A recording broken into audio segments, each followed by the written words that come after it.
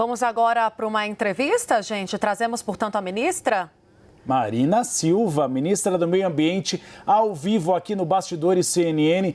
Ministra, muito obrigado pela presença por aqui no nosso programa. Eu gostaria de começar a nossa entrevista primeiro elogiando sempre a roupa da senhora, que é impecável. Segundo, impecável sempre, os colares ainda, mas Juliana Lopes, nossa analista de política, tem muita inveja dos colares da senhora. Segundo, desmatamento. A gente teve uma notícia histórica ontem, uma queda substancial no desmatamento da floresta amazônica e do Cerrado brasileiro. Isso diante de um cenário, né, ministra, de uma seca que se antecipou muito neste ano. A que a gente pode atribuir essa queda no desmatamento nesses biomas? Bem, obrigada, é um prazer estar aqui com vocês e no meio de tantas coisas difíceis a gente também trazer notícia boa, né? Porque afinal de contas a gente precisa de esperança em meio a tantas crises ambientais e climáticas, mas se deve a muito esforço, muito trabalho. Nós começamos esse trabalho já na transição e nós sabíamos que tínhamos que atuar em várias frentes. Uma delas era restaurar as políticas que tinham sido abandonadas, a outra delas era de criar novas políticas e de viabilizar condições para que os servidores tivessem autonomia para fazer o seu trabalho, respeito às suas atribuições institucionais. E os nossos servidores, apesar, né, de todas as dificuldades, eles mostraram que é possível fazer a diferença. E aí eu tenho um dado só para mostrar, no caso das ações do IBAMA, né, na parte de monitoramento e controle ambiental, o IBAMA aumentou a sua capacidade de aplicação de autos de infração em 98%. Né? Tivemos nos embargos um aumento de 53% e aplicamos cerca de 5 bilhões em multas no caso da Amazônia.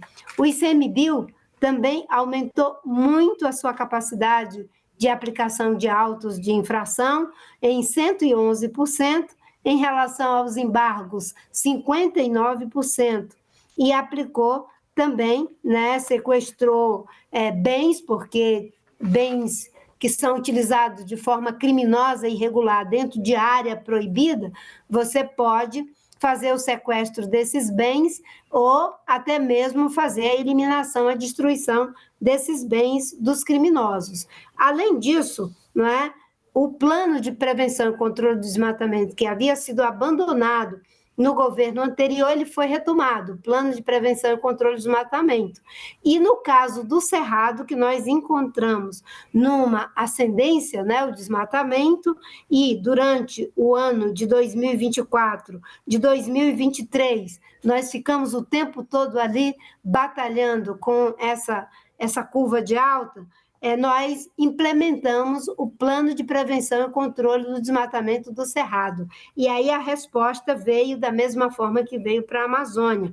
Na Amazônia a queda foi de 30,6%, e quando a gente soma o que caiu na nossa gestão do governo do presidente Lula em 2023 e 2024, foi uma queda de 46%. E no caso do Cerrado, nós saímos em 2022, foi 10 mil quilômetros quadrados o desmatamento no Cerrado.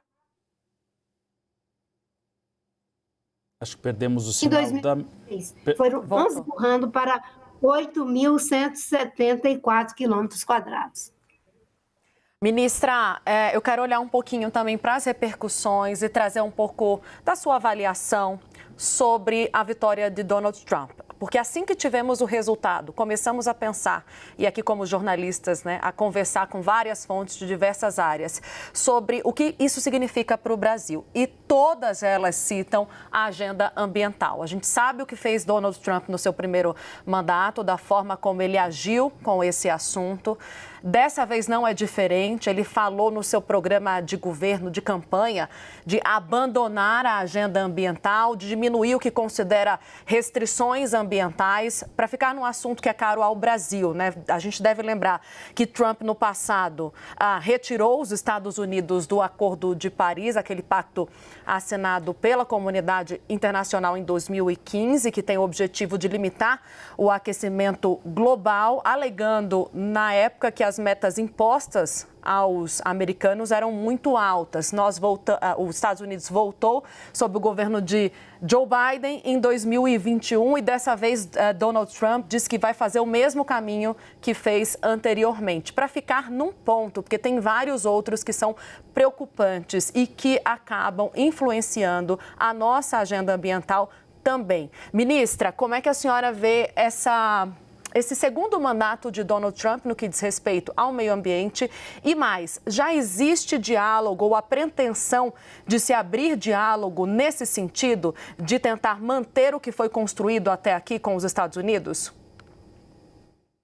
Bem, primeiro, nós temos uma governança climática que se fortaleceu ao longo dessas mais de 3 décadas, em que mesmo em período em que nos Estados Unidos se tinha uma posição de total aversão ao debate climático e à questão do enfrentamento da perda de biodiversidade, o mundo conseguiu avançar com senso de responsabilidade em termos dos regramentos, de criar as estruturas, de criar toda uma regulação climática ou voltada para a desertificação e a questão da proteção da biodiversidade. Obviamente que, sendo o segundo maior emissor de CO2 do planeta, os Estados Unidos têm um peso enorme, a maior economia, a maior democracia, a maior base tecnológica do mundo ocidental e do mundo. Então, esse país tem uma responsabilidade enorme. Mas nós estamos agora vivendo em um contexto diferente. O governo do presidente Biden, ele conseguiu fazer uma série de investimentos na área da transição ecológica, investimentos que ele chamou de planos de combate à inflação, e esses planos, na verdade, eram investimentos, sobretudo na área climática, de transição energética, de uma série de investimentos da agenda verde ou da agenda climática. Dificilmente os empresários e as empresas que estão à frente desses processos altamente significativos para a agenda ambiental e para o desenvolvimento econômico vão querer retroceder em relação a esses investimentos. Uma outra coisa os estados, eles têm uma independência muito grande. E os estados não dependem da autorização do governo federal, no caso do governo do presidente Trump, para darem continuidade às suas ações voltadas para a agenda climática.